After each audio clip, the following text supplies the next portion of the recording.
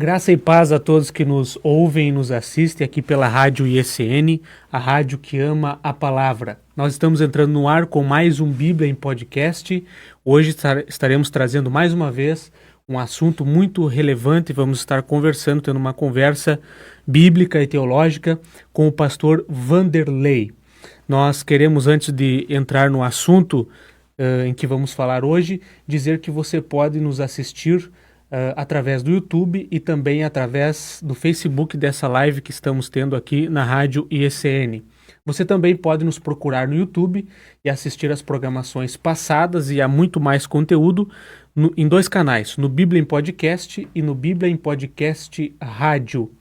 Se você não nos achar lá na nossa rede social, no Instagram, Regis William Rodrigues, nós temos lá disponibilizado para você todos os links. Também estamos no Spotify, se você quiser nos ouvir lá.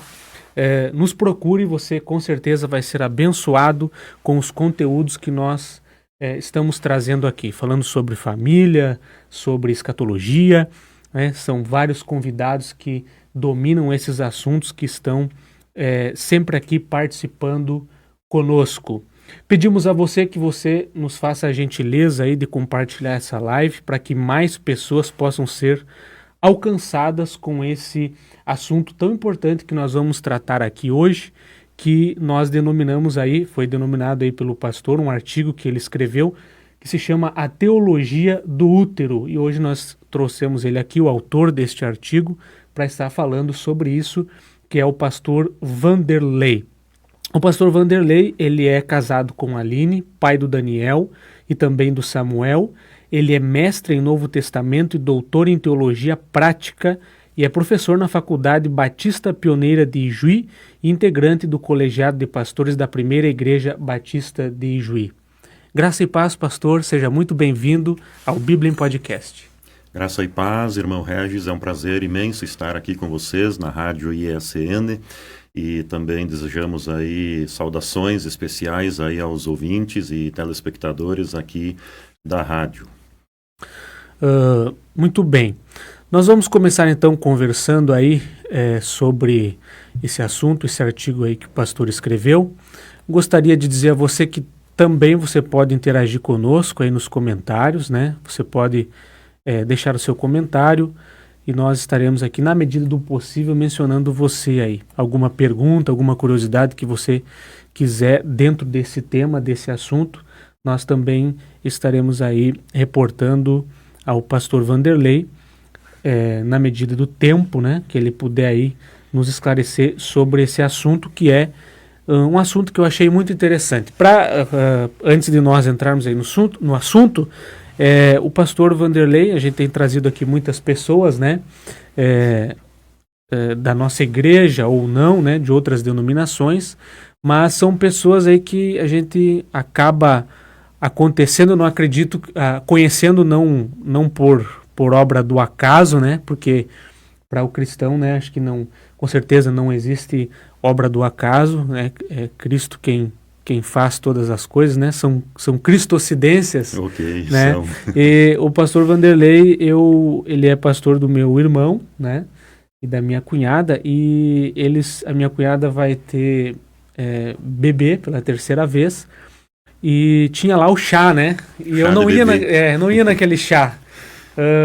E conversando com a minha cunhada pelo telefone, disse, vai lá no chá, que o pai vai estar lá, o pai dela, né? E o irmão dela, e assim, você que é da família pode estar lá. E não estava muito afim, estava frio naquele dia, né? Muito frio. Né? E é uma programação das mulheres. Né? Não tem por que o homem estar lá, né? E daí a minha mulher disse, não, vamos junto, insistiu e fomos lá. E foi uma coisa assim muito surpreendente para mim, diferente, eu não esperava que fosse daquela forma lá o chá. E foi lá que eu vi o pastor Vanderlei falar sobre esse assunto, a teologia do útero, que me despertou muita atenção e hoje nós vamos estar aqui comentando sobre isso daí. Pastor, o que lhe motivou a escrever sobre esse assunto? Ok, vamos lá então. Nós temos aí a nossa sociedade humana, né? Com aí 73 milhões de abortos no mundo todos os anos, né? Então, isso aí é uma complexidade que precisa ser analisada, que precisa ser tratada de alguma forma, né? E nada melhor do que procurar na Bíblia, né, uma tentativa de resposta para ver o que Deus tem a nos dizer em relação ao aborto, em relação a bebezinho, em relação ao útero, a parturiente, gestante, esse negócio todo aí, né? Junto com esse índice alarmante aí de 73 milhões de abortos em todo o mundo durante um ano, né? Tem também um versículo, um texto na Bíblia que fala exatamente da purificação da mulher, da purificação da criança, menina, menino, né? E então parece que isso lança um pouco de luz aí sobre o assunto, né? E o interesse, além do exagerado número aí de abortos também, é porque o menino tem um determinado dia de purificações para a mãe, e a menina tem exatamente o dobro de dias de purificação. Aí o pessoal olha para isso e diz aí, ó, tá vendo? A Bíblia discrimina a mulher, a Bíblia oprime a mulher, a Bíblia é uma série de coisas, né? Mas as pessoas falam isso porque não entendem bem direitinho a questão cultural da época, a teologia, por isso o nome, né, teologia do útero, porque o que está envolvido aí nesse ritual de purificação é muito mais complexo e ele está muito mais ligado à própria teologia e ao que Deus quer fazer através da mulher, através do útero, e sempre tudo isso está ligado muito mais à proteção da mulher do que qualquer outra coisa, né? A teologia feminista e outros segmentos da espécie, eles vão dizer que a Bíblia, a palavra de Deus, Deus discrimina, oprime, explora as pessoas. Mas quando a gente estuda direitinho o texto, né, então a gente chega a conclusões bem diferentes e nós vamos ver que a Bíblia não discrimina a mulher, muito pelo contrário, a Bíblia protege a mulher. O senhor, o seu artigo que eu li, no caso, o senhor toma por base, né, o livro de Levítico capítulo 12, né, que fala lá de um cerimonial, né, de purificação. É um capítulo que tem 8 versículos, Isso. né? Ele fala de um cerimonial de purificação para a mulher, que é um cerimonial de pós-parto. Qual é o motivo desse cerimonial? Por que Deus instituiu isso ao povo, aos judeus, né? E qual a relevância que isso tem para nós hoje?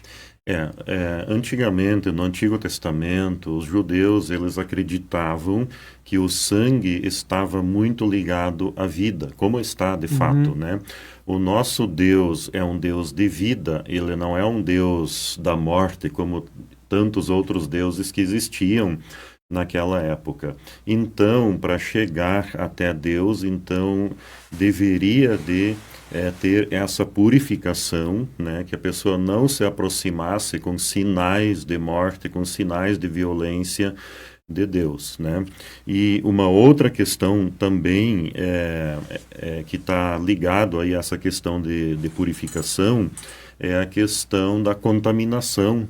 Então, além da questão espiritual, né, que toda a humanidade envolve a queda, a pessoa já nasce em pecado e tal, então precisa essa purificação aí, mas Deus também tinha um cuidado para que as pessoas não se contaminassem, inclusive envolvendo crianças, né? Então, tem dois motivos, o espiritual e o biológico, né? Imagina se naquela época, há 3, 4 mil anos atrás, entra uma bactéria, um vírus aí, contamina as pessoas, a raça humana seria facilmente extinta, né? Então, esse cuidado com a purificação é muito mais para a proteção da mãe e da criança recém-nascida e outras pessoas também, do que qualquer outra coisa, né? Então, tem esses dois aspectos, espiritual, para se aproximar de Deus, para estar limpo, estar puro, no sentido espiritual, cumprindo os rituais da época lá. E o outro motivo então, a questão da pureza biológica, né, para evitar contaminações e com bactérias, com doenças, evitando malformações e assim por diante, né?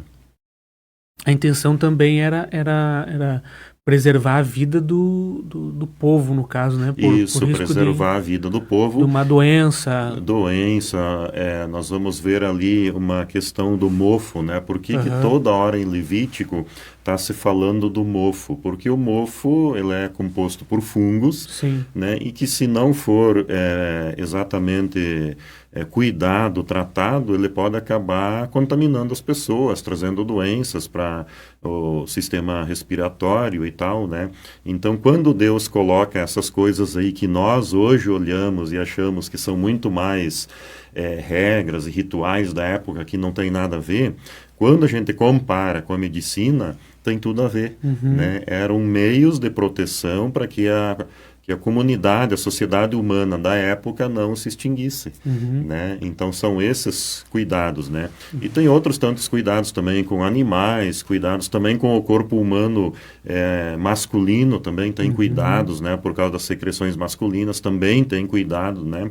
Então tinha toda essa organização biológica procurando prevenir as pessoas de contaminações patológicas aí que talvez na época lá não se teria vacina, injeção, antibiótico e essa coisa toda aí. Então, por isso que em Levítico Deus vai usar a sua própria palavra para cuidar das pessoas, preservar as pessoas para que elas não venham contrair doenças e tipo nós tivemos recentemente aí o vírus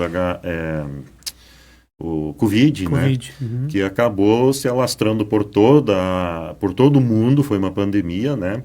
Então, se acontecesse alguma coisa do tipo naquela época, se não houvesse uma intervenção divina, a população toda ia ser exterminada, dizimada e ia acabar tudo, né? Então, por isso que Deus tem esse cuidado, e no livro de Levítico, que fala aí pureza, impureza, né? Então, além do aspecto espiritual, tem também o aspecto biológico, patológico e assim por diante, né? É porque quando a gente lê, né, isso na Bíblia, no livro de Levítico, porque o livro de Levítico ele se torna assim, né, uma leitura meio chata, difícil. Tu não entende o que tu está lendo, né? Mas é que a gente não tem essa explicação, né, como o senhor está trazendo aqui, de que não tinha, né? Hoje a medicina avançou, né? Também são coisas que naquela época hoje são feitas pela medicina, né? São praticadas, né? Mesmo que a gente não saiba, né? Vai ao médico, mas são coisas que já tem outras formas de se cuidar que naquela época não tinha. Então a gente observa, né? O cuidado de Deus, né? Na preservação da vida, né? Tem fatos assim muito curiosos que vêm à tona pensando nisso aí, né? Nós vamos ver, por exemplo, que tinha cidades lá antigamente, tipo Lodebar, né? O Mefibosete, que era o neto de Saul, né? E que o Davi tenta trazer para dentro do palácio para ele comer à mesa do rei Davi, né? Ele estava nessa cidade, Lodebar. Lodebar é uma expressão hebraica, que é a língua do Antigo Testamento, e tem um significado, traduzindo Lodebar para o português, nós vamos chegar à conclusão de que Lodebar é um lugar, uma cidade sem pasto, sem água, sem alimentação, é um lugar de miséria, e as pessoas que eram colocadas lá por serem leprosas, por terem alguma deficiência, enfim, que poderiam causar algum tipo de contaminação para a sociedade, então elas eram colocadas lá. E o fato interessante disso elas só poderiam sair de lá se alguém resgatasse elas. Então o Mefibosete, por exemplo, ele foi resgatado pelo rei Davi, ele conseguiu sair de lá, né? E outras pessoas que estavam lá, se ninguém resgatasse elas iam perecer lá, iam morrer lá, os leprosos principalmente, né? Como a lepra é uma doença contagiosa, né? Então tinha que viver isolado, né? Então elas viviam naqueles lugares ali, né? Então tem aí todo um pano de fundo, né? Assim, cultural, e talvez nem tanto cultural, muito mais biológico, patológico, né? mas também espiritual, né? Hoje as pessoas, né? Qual seria a aplicação disso para nós? Hoje as pessoas que estão, digamos assim, num lugar chamado Lodebar, ou seja, num lugar destinado a morrer, né? Essas pessoas só são resgatadas dali se Jesus resgatar elas dali. E como que Jesus resgata? Através do seu sacrifício na cruz, né? Mas alguém, eu, você ou alguém, tem que ir lá e falar para essa pessoa, tem que entrar naquele ambiente cultural pecaminoso, entre aspas, né? E resgatar aquela pessoa de lá para que ela não pereça lá, que ela não morra lá e que ela seja salva daquele ambiente de miserabilidade espiritual e sob todos os aspectos, né? Muito interessante esse assunto. Eu gostaria aqui de ressaltar, de fazer menção das pessoas que estão conosco aqui, que fazem questão de sempre deixar o seu comentário, né? A nossa irmã Elisete Moraes sempre está conosco, Nair Robalo, Altair de Vargas, são as pessoas aí que comentam sempre que sempre estão aqui conosco na nossa programação. Pastor Vanderlei, lendo a Bíblia lá, né, no Levítico capítulo 12, falando aí, já falamos sobre o cerimonial, né, como funcionava e tal, que é o cerimonial de purificação, o sentido espiritual e também esse outro sentido, né, de preservação da vida. Fazendo a leitura lá, a gente observa que há uma diferença, né, de tempo da purificação da mulher quando o filho é menino e quando a filha é menina, né? Lá fica bem claro que quando a filha ela é menina, o tempo da sua purificação é dobrado. Por que isso? Isso. Será que a menina é mais pecaminosa do que o menino, né? Então, quando o sujeito, o leitor da Bíblia, não compreende direito o texto, acaba ficando com essas dúvidas, né? Mas aqui o fato, de novo, é que Deus quer para a menina uma proteção maior, né? Então, veja o que pode acontecer. Uma menina, isso segundo a medicina também, a menina pode sofrer de sangramentos, né, aí por até 6 semanas ou 8 semanas. E então ela precisa de uma proteção maior, juntamente com a sua mãe, e o cuidado necessário para que ela não venha a ser contaminada nesse período crítico de sangramento neonatal, se chegar a acontecer, né? Então, de novo, não é uma discriminação em relação à mulher, não é machismo, né?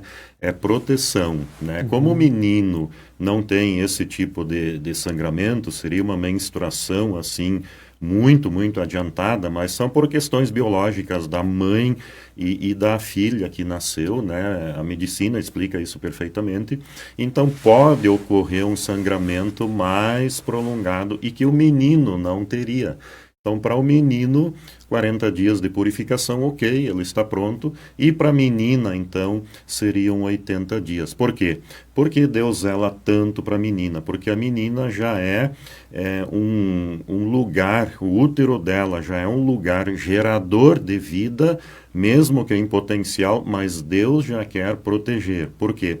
Para que ela não se contamine, que ela não desenvolva nenhuma doença e que assim a futura geração, os filhos que vão nascer dessa bebezinha recém-nascida, que eles nasçam perfeitos, sem nenhuma deficiência, né? Então esse prazo maior, esses 80 dias de purificação, em hipótese alguma, são discriminação, machismo. Muito pelo contrário, é proteção para essa menina, para esse útero gerador de vida, embora em potencial, mas daqui a um tempo, 15, 20 anos, esse útero vai estar gerando uma nova vida, possivelmente também um novo útero, então ele precisa ser gerado nas melhores condições biológicas possíveis e longe de qualquer tipo de contaminação, de bactéria, de vírus, de qualquer coisa do tipo. Então, esse período prolongado, ou seja, dobrado em relação ao menino, de novo, uma providência divina para a proteção da mulher e preservação da raça humana. Como Muito Deus, interessante, né? muito interessante, como que Deus vai, né? É que às vezes a gente não percebe nada disso, né? Numa leitura assim mais rápida, né? Isso. Precisa a investigação, né? O estudo Uhum. mesmo, né? Um outro Da detalhe aqui palavra. em relação à purificação da mulher em si, né? Porque teria que oferecer ali uma ovelhinha, no caso de ser uma mãe muito humilde, então um casal de pombos, né? Alguma coisa Uhum, assim do tipo, né? Então, o que significa isso? Ter filhos é pecado? Não, não é uhum, pecado. Mas como o parto também envolve sangramento, né, e outro processo ali em que a mulher volta com seu corpo ao período pré-gravídico, né, então precisa ter esse cuidado. Então, quando ela vai ao tabernáculo lá no sacerdote e oferece o sacrifício, é como se fosse a carteirinha de saúde dela, né, uhum. carimbada, e que o ministério espiritual, sacerdotal diria, ó, essa mãe está apta a voltar ao convívio social, cultico, litúrgico, Uhum. né, porque ela Significa está que ela. livre de qualquer contaminação, ela não contamina Uhum. ninguém. Significa que ela venceu aquele período De de purificação, purificação. de Uhum. cuidado, de proteção para ela, né, e para a filha dela também. Uhum. Então agora ela está livre disso.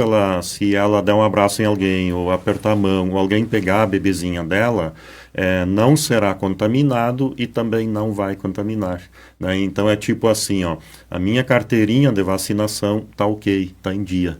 Né? Então, com isso, o sacerdote estava dizendo que ela poderia voltar ao seu convívio cultico normal de novo. Ela poderia ingressar no lugar santo sem contaminar ninguém. Então, em casa, na casa dela, então um pouco antes já ela poderia ter contato com louça, com comida, com o marido, né? Mas em geral no público, né? No grande público, então era 80 dias, né? Que interessante, porque se aí o ouvinte, a pessoa, né, que nos assiste ou vai nos assistir, se pegar o Levítico capítulo 12, né, que tem Isso. 8 versículos, e ler ali, vai dizer exatamente sobre o oferecer o sacrifício, né, por causa do pecado. Poderá Uhum. causar, né, na mente das pessoas que ter filhos, né, fica algo contraditório, tá? Mas ter filhos era pecado? Não, então tá aí a explicação, né? Não, ter filhos Não não, é?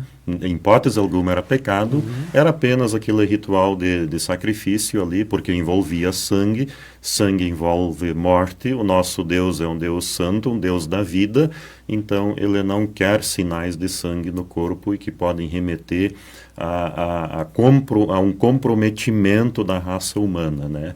Porque ele é um Deus da vida, né? Não é um Deus da morte. Também para contrapor aos deuses da época lá que exigiam sacrifício de criança, que se matava pessoas e coisas do tipo assim. Então, o nosso Deus, ele abomina isso e quer uma coisa bem mais pacífica, uma coisa bem mais em paz, uma coisa que as pessoas tenham condição de praticar. Uhum. Pastor, também assim, a gente lendo a Bíblia nessa questão, né, de mães e de ter filhos, a gente vê muitas personagens da Bíblia que elas não podiam ter filhos, né? Eram Exato, pessoas que eram estéreis, né? Por exemplo, exato. Ana, né?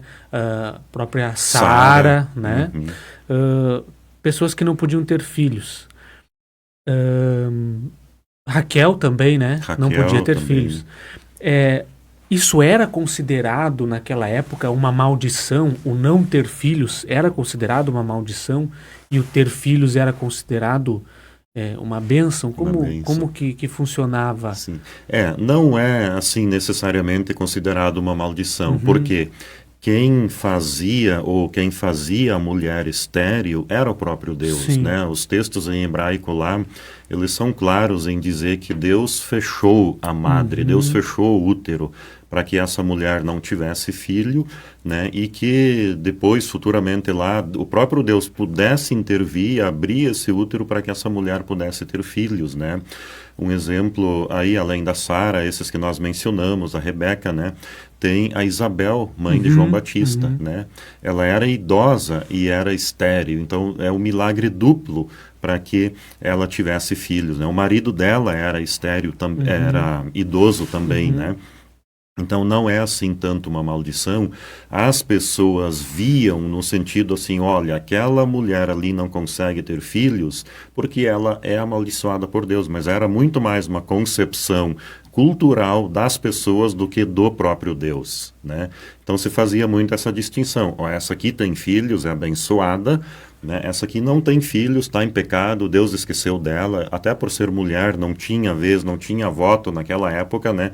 Então, como que a mulher resgatava a sua força ética daquela época? Tendo filhos, através da maternidade, né? O apóstolo Paulo vai escrever lá para o Timóteo, ele diz assim, ó, a mulher não fala em público e tal, que é o negócio todo lá, né? Que também tem toda uma questão cultural por trás disso, mas ela será salva dando à luz filhos, ou seja, toda a autoridade materna dela, a força ética dela será recuperada ou será colocada clara assim para a população quando ela se torna mãe. Então, ela na época não poderia fazer as coisas que os homens faziam, muitas coisas, né? Mas ela era mãe. Então, o ser mãe estava acima de tudo. Então, era a maior bênção, né? E também ser mãe dava continuação ao povo da aliança, dava continuação à vida do marido dela, né? Então tinha um significado muito profundo, muito especial, né? E nós temos o exemplo da Ana também, que ela chora, ela implora, né, por filhos, né? A Ana, mãe do profeta Samuel. Inclusive ela é repreendida pelo sacerdote Eli, né? O sacerdote Eli diz para ela, mulher, aparta de ti esse vinho, né? E ela diz, meu senhor, eu não estou embriagada, eu estou atribulada de coração, eu estou derramando meu coração na presença do Deus, do nosso Deus, para ver se ele atende a minha oração e me dá um filho. E se ele me der um filho, eu vou trazer ele aqui, vamos consagrar ele, ele vai ficar aqui no tabernáculo, né? E ela era estéril e Deus atendeu a oração dela, né? Então, às vezes, a esterilidade naquela época acontecia muito mais para manifestação divina na vida daquela pessoa, daquele povo, do que para qualquer outra coisa, né? Então, a maldição era muito mais rótulo cultural do que uma coisa do próprio Deus, né? Não tinha nada a ver com maldição, então, o não ter filhos, né? Não poder ter filhos. Exato. Lá no chá lá de bebê que nós estávamos, o senhor falou uma coisa que me chamou muita atenção sobre o feto, né? Sim. Porque a gente vê aí na notícia e tal, sempre aquela discussão, né?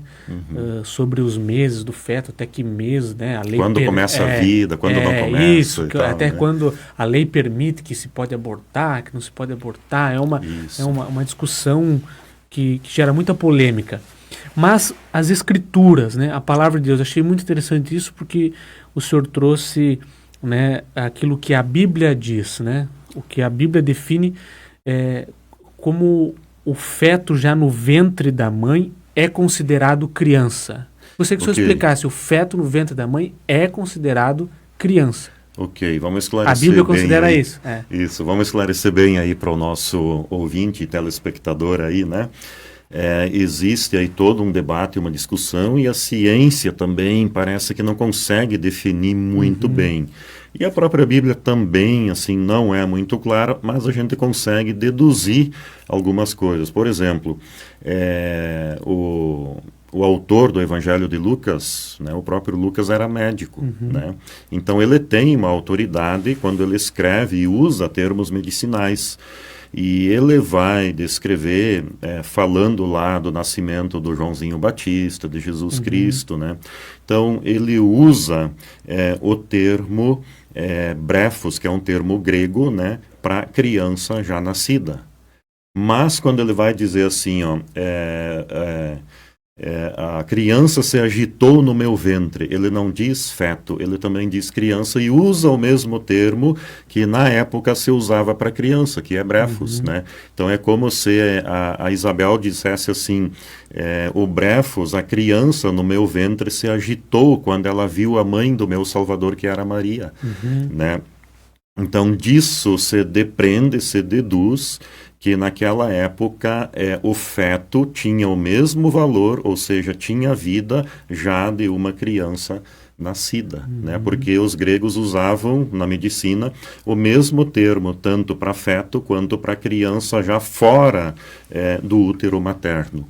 Né? Então isso leva a crer que a partir de uma ótica espiritual, a criança, o feto, ele já tem vida e não poderia, não deveria, em hipótese alguma, ser assassinado no ventre materno, né?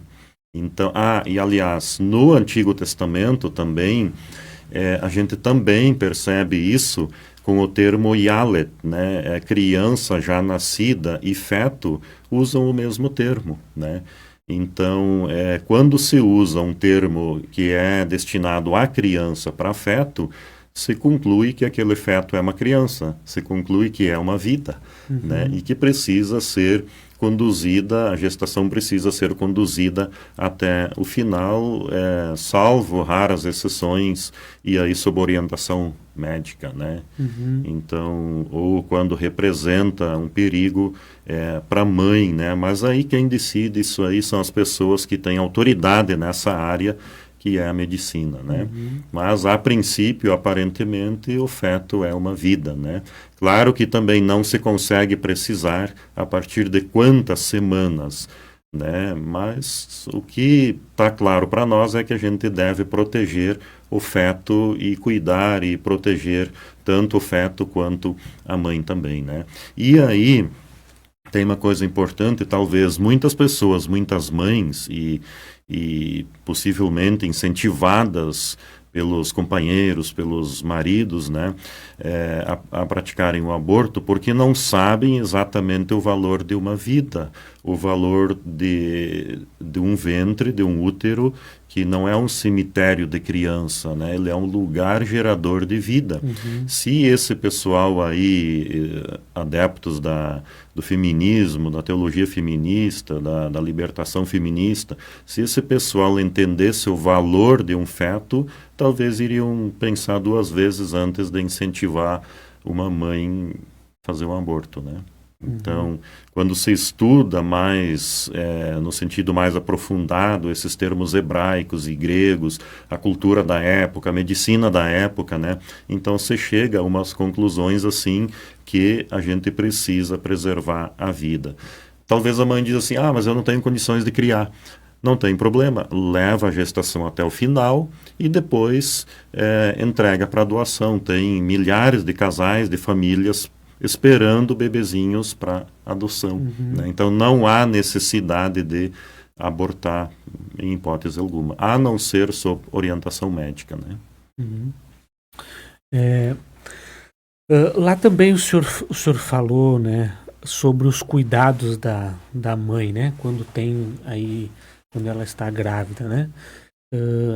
Quais os cuidados, não só da mãe, né, mas acredito que também do pai, né, que tem que ter um cuidado, né, com a mãe em relação ao ambiente que é proporcionado, né? Porque às vezes as pessoas assim, tá ali na barriga da mãe, não, né, aquela vida tá ali, mas não, né?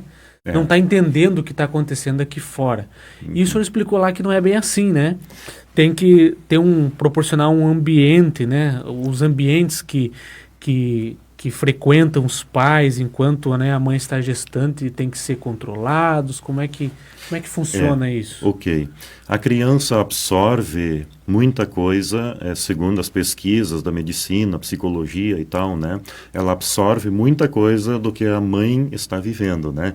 Então, se a mãe está vivendo emoções boas, está num ambiente de paz, de calma, onde ela está se sentindo bem, de prazer, de alegria, de satisfação, esse bebezinho, ele vai receber os mesmos sentimentos, as mesmas emoções, né? Então ele vai se desenvolver bem, ele não vai nascer traumatizado, ele não vai nascer com a testinha dele enrugada, assim, parece que ele já nasce brabo, né? Ele vai nascer com uma face mais, assim, de paz, assim, uma criança que foi cuidada, bem cuidada, né? E aí imagina quando uma mãe, ela apanha do companheiro, ela usa droga, ela bebe, ela sofre com medo, ela não sabe se o companheiro dela vai chegar bêbado em casa, vai bater nela, o que, que vai acontecer, se ele vai forçar ela a usar alguma coisa para abortar a criança.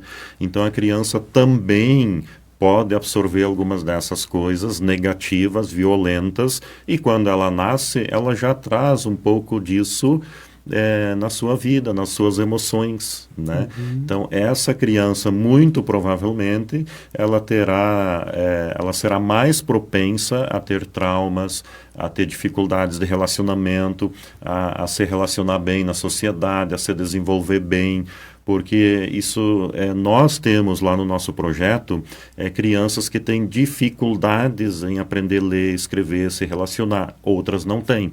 Quando a gente analisa o histórico dessas crianças, elas têm um histórico de violência já desde a sua gestação, né?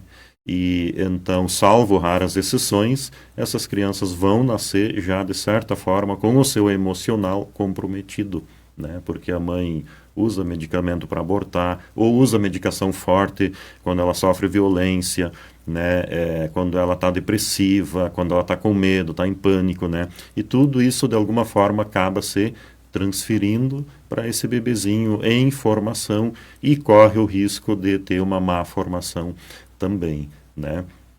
Então, mães que frequentam ambientes de paz, imagina a mãe gestante indo num culto, né? Aí toca aquelas músicas, aqueles hinos, gospel lá, música assim boa, de paz, né?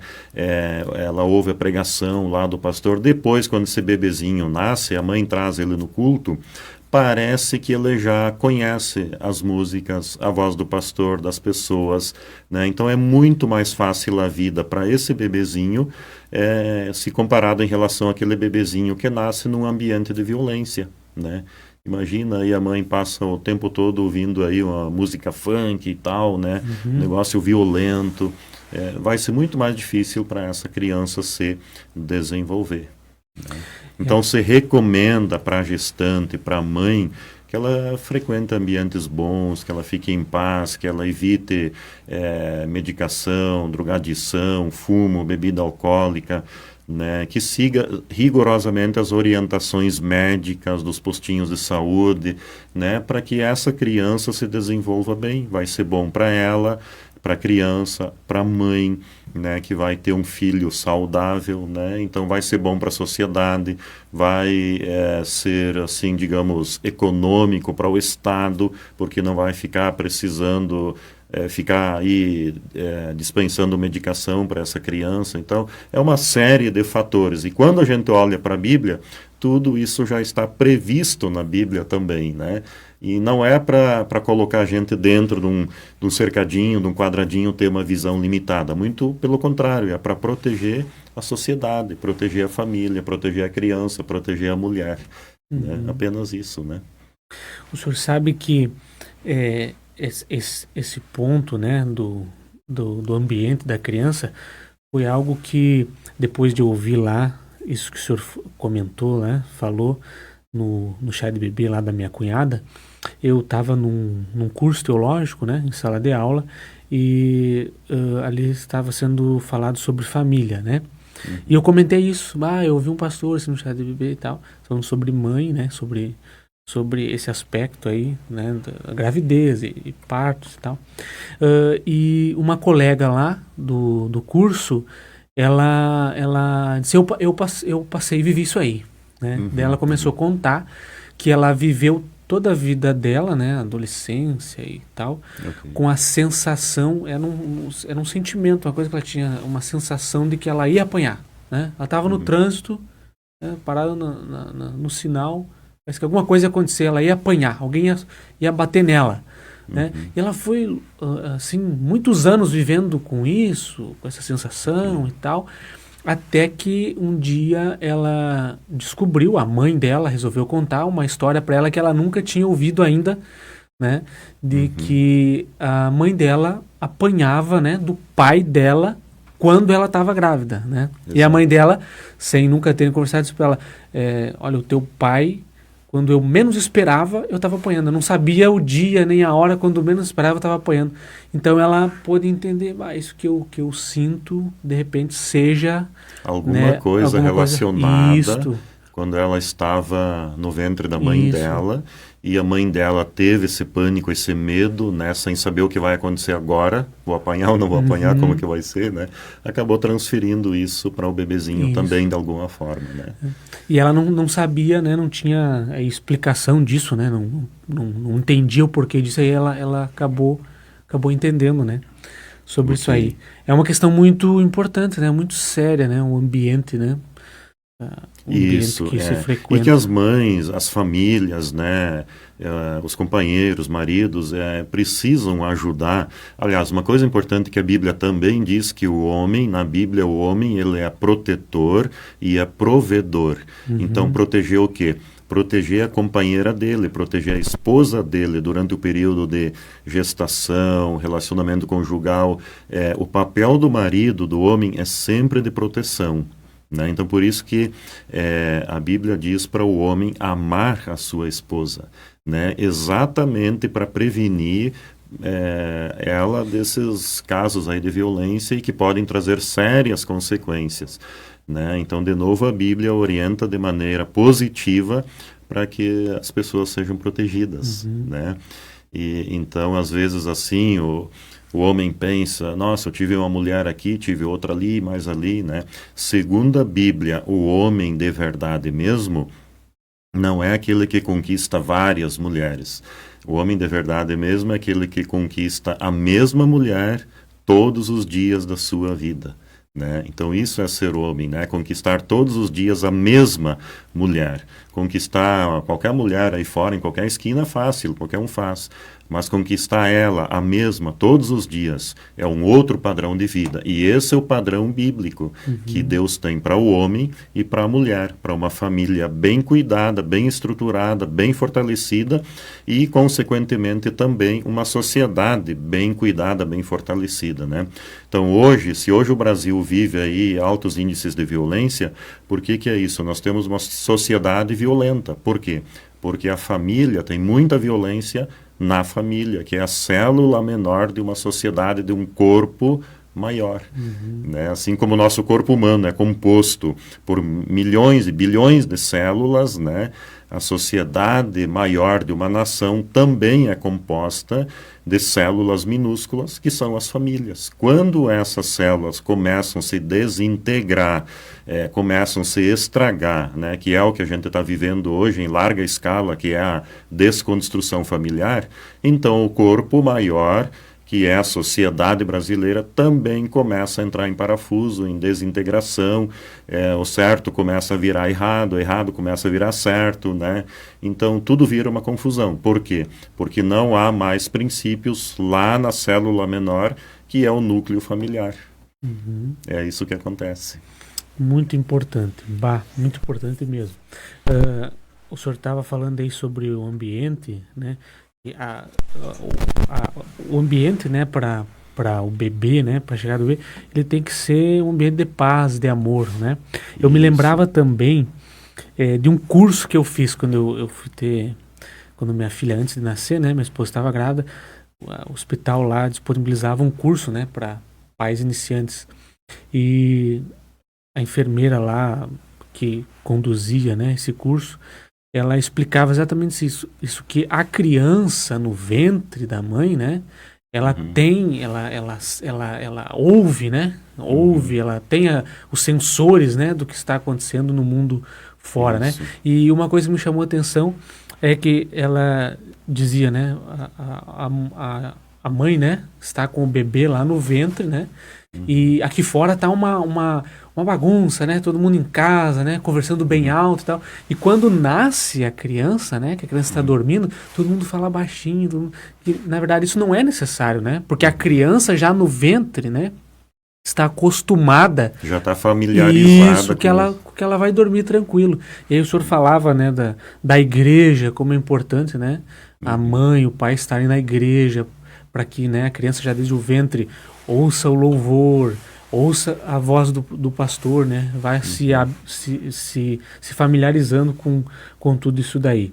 Né? São cuidados interessantes que às vezes as pessoas elas não têm essa, né, essa ideia e nem procuram esse cuidado. Exatamente, principalmente quando é uma gravidez indesejada, a mulher não queria filho, não queria engravidar e tal, né? E aí, então, as coisas vão se complicando, né? Então, a gente precisa alertar e, de alguma forma, tentar chamar a atenção das pessoas para que tenham esses cuidados, né? São simples, básicos, né? Mas que para o bebezinho que está a informação é muito importante, né? São muito importantes. Pastor Vanderlei, ali nós falamos, né, sobre o tempo da purificação, né? Que era... Para a menina ele era maior. Isso significa que nesse tempo ali a mãe passava um tempo com a menina, né? Isso. Maior. Não significa que não passava, né, também com o menino, mas o tempo da purificação é o tempo que ficavam ali, né? Isso. A menina e a mãe, né? Hoje há uma importância de a menina passar o maior tempo possível com a mãe? Existe essa importância? Por quê? Existe. E o menino também, por quê?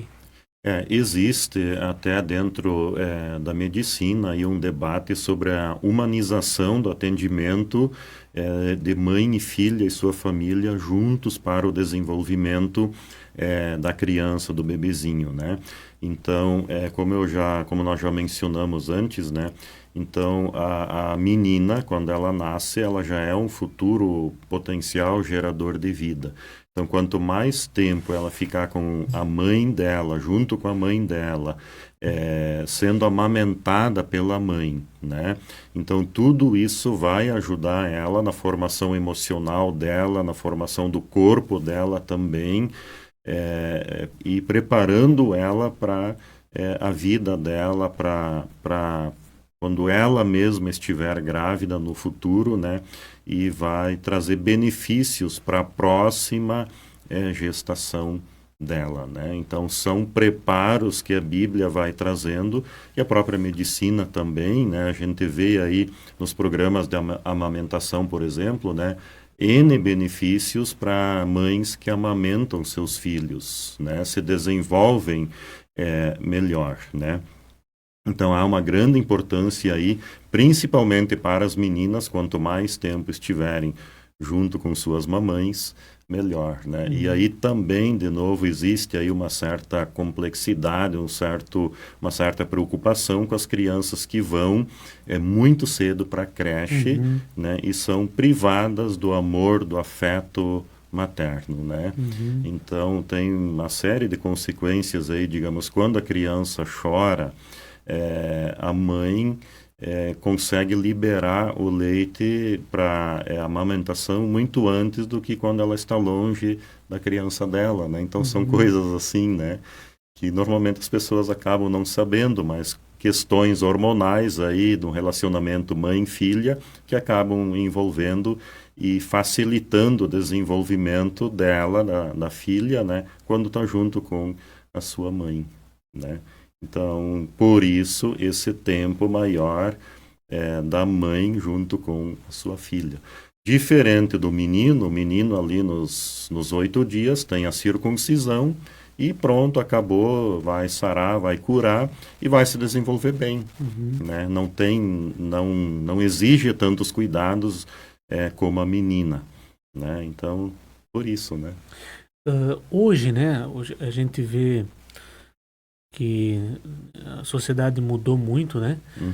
O senhor saberia dizer um tempo, né, que a gente diz assim, o maior tempo possível, né? Mas o que seria esse maior tempo possível? Porque a gente vê assim crianças que elas passam ali, mães que precisam trabalhar, né? Exatamente. E aí acontece ali que elas ficam aquele período de licença ali e a criança já vai assim muito novinha para creche, a mãe já vai trabalhar, a criança fica longe da mãe, né? Exato, a mãe tem ali a licença maternidade, que eu acho que é 6 meses, né?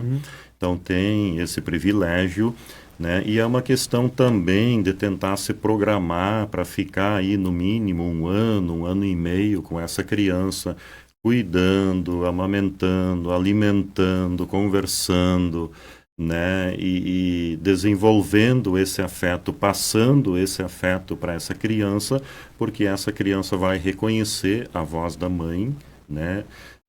Ela vai dar atenção e vai ajudar na formação mental, emocional dela e vai evitar aí uma série de dificuldades depois no desenvolvimento dela, né? Então é muito importante que a mãe fique o máximo possível, não só a mãe, mas o pai também, cuidando dessa criança, né? Porque nada contra a creche, né? Mas as pessoas que vão cuidar dessa criança ali são pessoas que não têm, assim, por mais que elas se esforcem, mas não é ainda a mãe dessa criança, né? Então eu sei que tem todo um cuidado, todo um preparo, né? Mas a criancinha, o bebezinho, ele vai sentir uma diferença daquela mãe que trata bem, que cuida bem, que transmite afeto, né? Em relação àquela pessoa que está cuidando ali na creche, né? Ao menos nos primeiros dias, meses de vida ali, é quase que obrigatório a criança ficar com a mãe. Claro que desde que seja uma mãe de verdade, uma mãe cuidadora, né?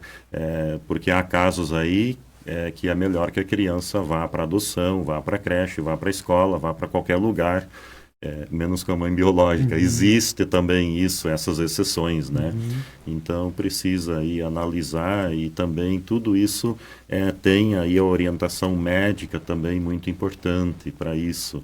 É importante que as mães levem os seus filhos lá no postinho, tem os médicos lá que orientam, que dão toda a orientação necessária para essas mães, para que criem os seus filhos assim saudáveis, preparem os seus filhos para inserir eles na sociedade depois com saúde, né, emocionalmente estáveis, bem preparados, né, que não seja aquela criança chorona, briguenta, que discute, que não aprende, que tem traumas, né? Então tudo isso começa aí nessa tenra infância, né?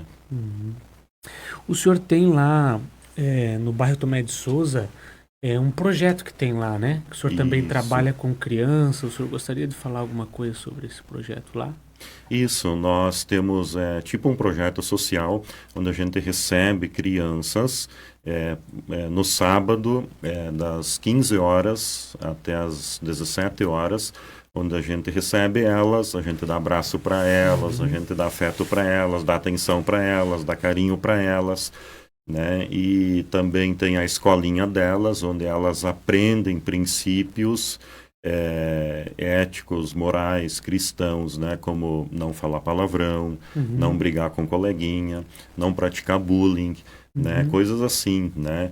E também com os adolescentes, né? Com os adolescentes a gente tem ali, digamos assim, uma espécie de lei, né? Uma espécie de princípio que quem fala palavrão paga 10 flexão, né? É um ditado entre eles, né? Então, ninguém deles fala palavrão, mas às vezes acaba acontecendo, né? E aí eles mesmos, entre si lá, eles se policiam, né? E fazem com que o infrator, né, vá pagar 10 flexões. Em caso de reincidência, paga 20, né? Então, assim, esses princípios vão fazendo com que haja um bom relacionamento entre eles, né?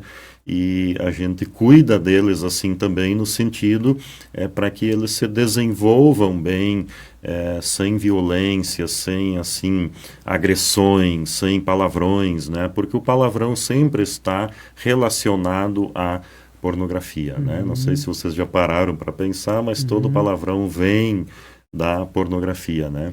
Então a gente tenta passar tudo isso para eles, é um período curto só no final de semana, né? Eles estão durante toda a semana em contato com várias coisas, né? Mas estamos fazendo nossa parte aí, ajudando essas pessoas, essas famílias, essas mães e essas crianças também, dentro daquilo que está ao nosso alcance, né? E aí tem os lanches para eles também, tem distribuição de cesta básica para quem está ali todo sábado, para quem é um frequentador assíduo, né? E assim, quando a gente vê que a pessoa começa a melhorar, começa a se desenvolver, então isso é muito gratificante para nós também, né? Que é ver o resultado do nosso trabalho, né? Fazem também um trabalho com os adultos, no caso, com a família dessas crianças? Isso. É um trabalho de evangelização? É um trabalho de evangelização, é um trabalho de orientação. Às vezes a pessoa não tem identidade, não tem carteira de motorista, não procura o postinho, marca consulta, mas no dia não comparece.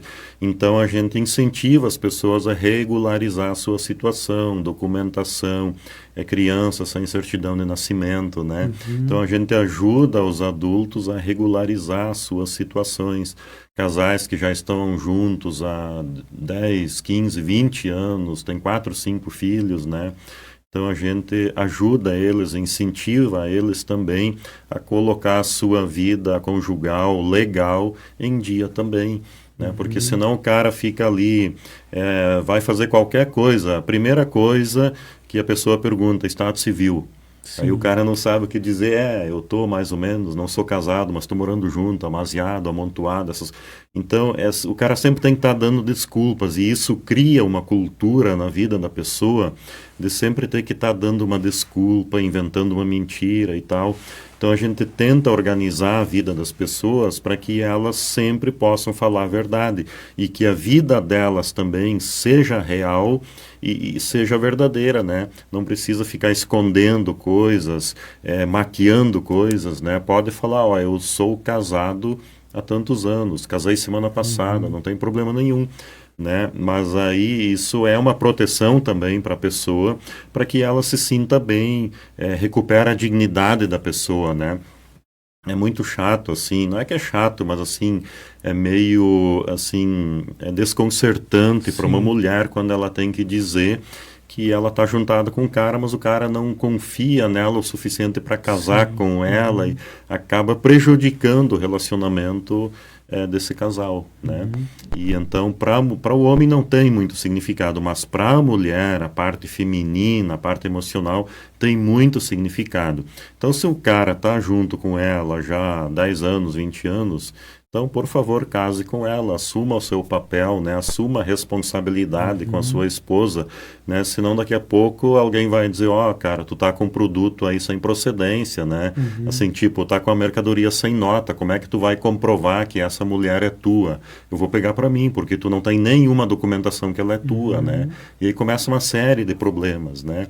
Então, quanto mais organizada for a vida da pessoa, melhor para ela, né? Menos traumas, menos desgaste, menos atrito de relacionamento, né? Então, volta de novo para a Bíblia. Quanto mais organizado o cara for, quanto mais disciplinado for, melhor e mais abençoada será a vida dele, da família dele, do trabalho dele, né? E uma série de outras coisas aí também, né? Se alguém que nos ouve ou vai nos ouvir, né, nos assistir, quiser conhecer, tem como conhecer o projeto, o trabalho? É um trabalho da Igreja Batista, né? É um trabalho da Primeira Igreja Batista, né? Explicar aí para o pessoal que está nos assistindo, fica ali na Rua Álvaro Chaves 232, a Primeira Igreja Batista, campus central, na sede, né? Que a gente chama, né? E lá no Tomé de Souza, então, o campus, a Primeira Igreja Batista também, mas campus Tomé, né? Então eu como pastor trabalho mais especificamente no campus Tomé, atendendo as pessoas lá. Então quem quer nos visitar é muito bem-vindo, pode vir nos visitar ou marca um horário, quando é durante a semana, liga marcando um horário, né? Ou as nossas programações acontecem no sábado, às 15 horas, para adulto e para criança e para júnior, né? Ou no sábado à noite, às 20 horas, para adolescente e jovem.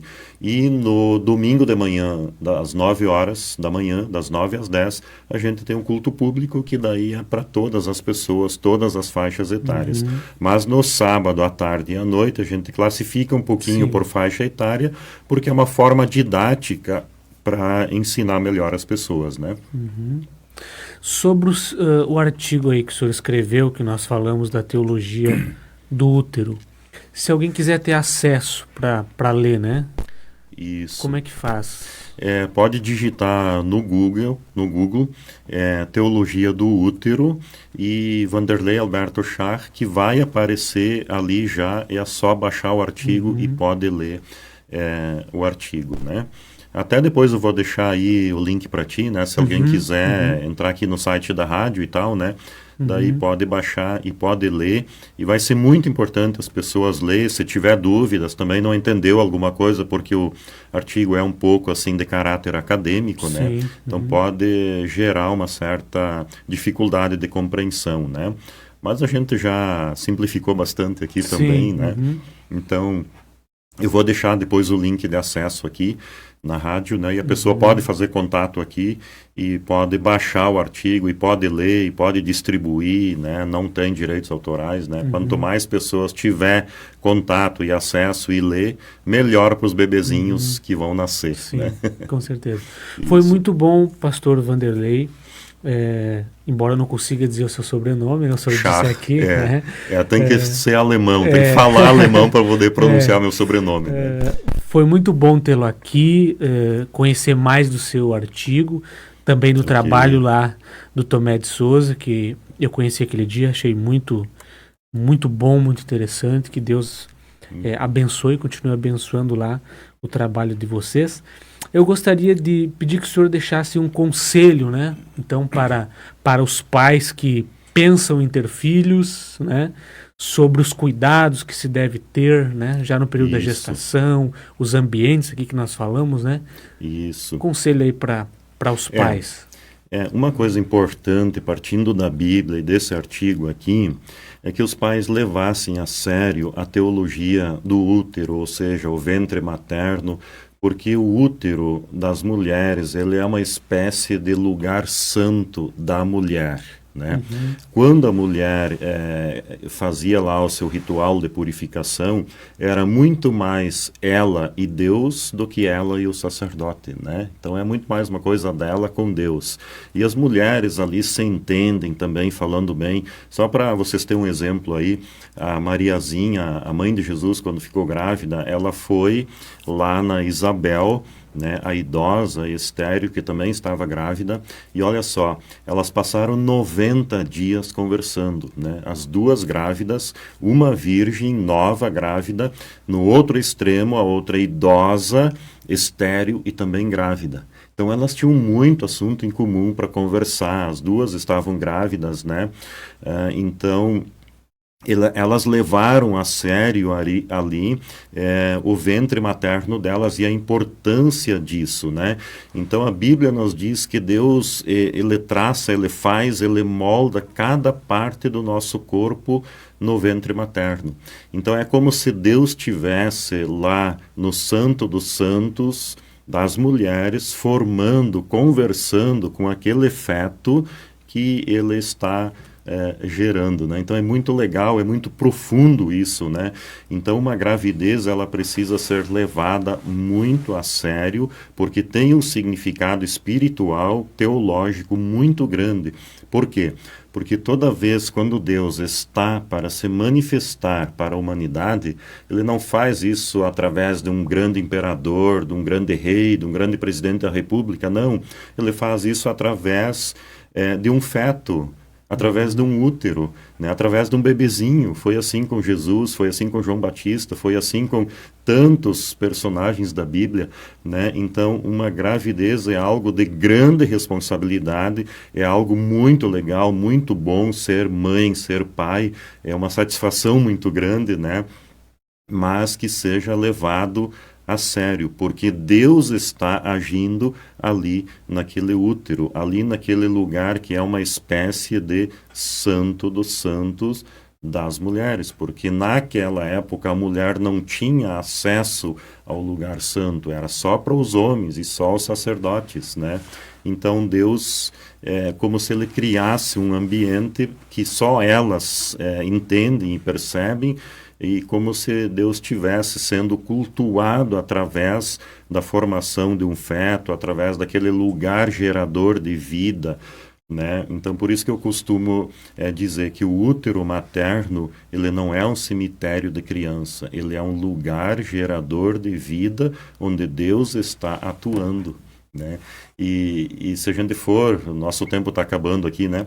Mas se a gente for lá para o Salmo, capítulo 8, versículo 2... Fica à vontade, temos tempo. Esse salmo aí, ele diz o seguinte, ó: Deus é louvado, Deus é adorado quando uma criança nasce. Deus tira perfeito louvor da boca do recém-nascido.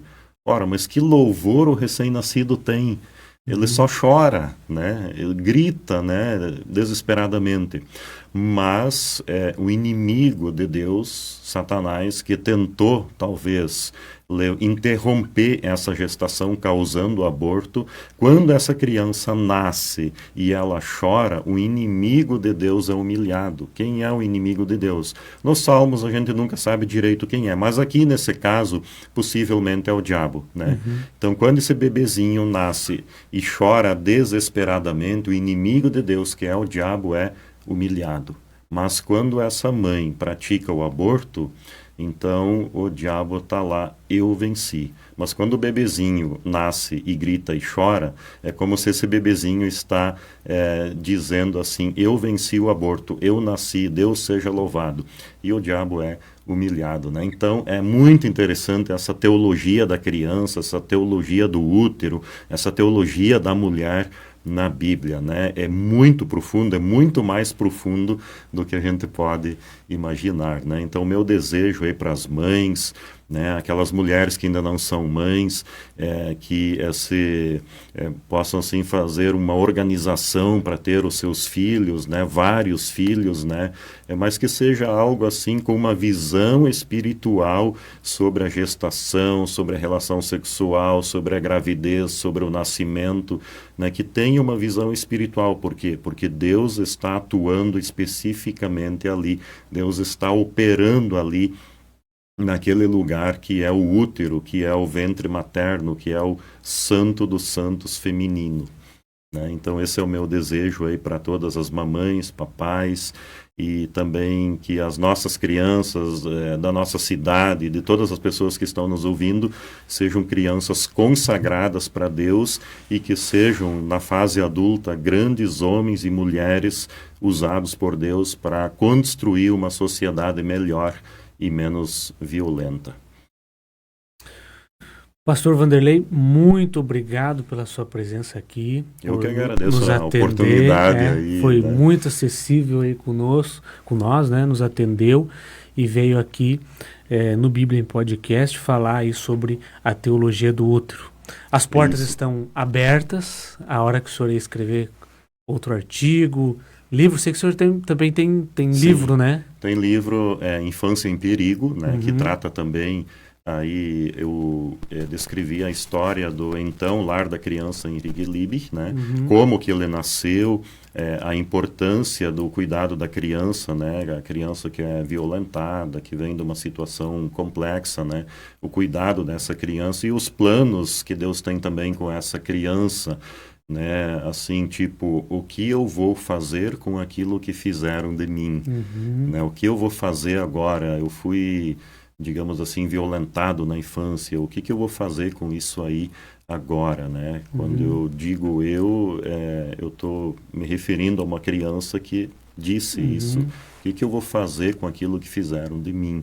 Então, como Deus reconstrói, como Deus recomeça tudo novamente, né? O nosso Deus é um Deus que pega uma maldição, um problemão e transforma numa bênção muito grande, né? E tem um outro livro meu também, que é Jesus e os Fariseus, que é um livro que eu fiz a partir do Evangelho de Marcos, capítulo 3, versículo 1 a 6, que fala da cura de um homem que tinha mão direita atrofiada, né? E tem todo um debate ali com os fariseus, com os líderes judeus, se pode ou não pode curar no sábado, né? Então esse meu livro gira em torno ali desse debate. É um livro mais acadêmico, mais teológico, né? E também não tem mais para vender. Mas o Infância em Perigo tem sim. Ele tem no site da Rádio Transmundial e eu acho que tem na nossa Faculdade Batista Pioneira, também deve ter alguns exemplares ainda, né? E deixamos aí o nosso convite para quem quer nos visitar, conhecer o nosso projeto, todos os sábados às 15 horas, né? Para criança, júnior e também para adultos, né? A gente tem escola bíblica dinâmica para essas 3 faixas etárias. No sábado à noite, às 20 horas, adolescentes e jovens. E no domingo de manhã, culto público, né?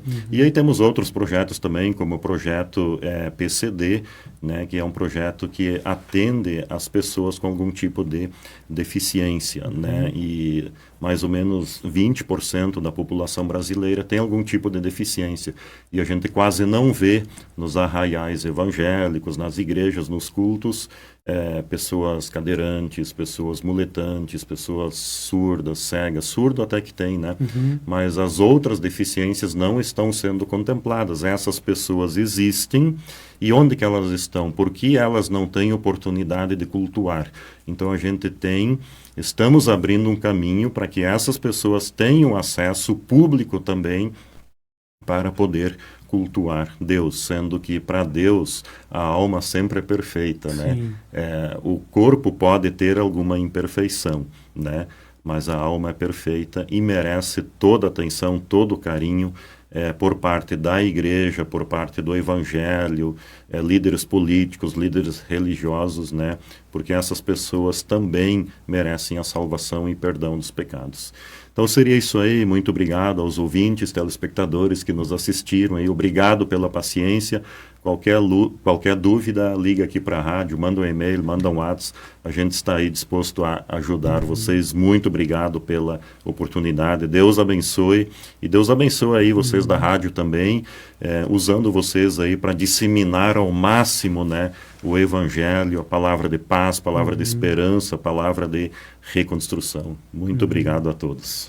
Eu que agradeço. A hora que o senhor quiser aí falar sobre qualquer assunto aí que o senhor tem estudado, pesquisado, nos dá uma ligadinha aí, né? Ok, eu acho que a gente até pode abrir aí para os nossos ouvintes, se tiver algum versículo aí de difícil compreensão e a gente conseguir a elucidação, a gente pode vir aqui e expor aqui. Isso. A gente não sabe também muito bem o que às vezes as pessoas pensam em relação à Bíblia, né?